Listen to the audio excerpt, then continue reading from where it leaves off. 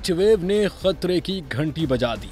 Dehydration का खतरा भी बढ़ने लगा। आमला खवातीन ज्यादा मुतासिर हो सकती हैं।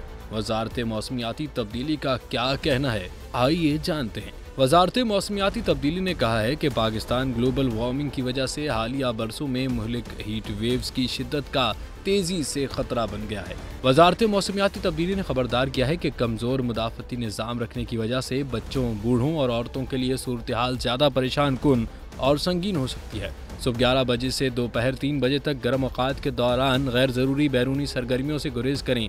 कोई भी शख्स हीट वेव से मुतासिर हो सकता है, लेकिन हामला खवातीन को ज्यादा खतरा लाहक होता है। जरूरी है कि हामला खवातीन ज्यादा दर्ज हरारत के दौरान बाहर जाने से गुरेज करें। गर्मी लोगों की सेहत को डिहाइड्रेशन तक बहुत ज्यादा नुकसान पहुंचा सकती है।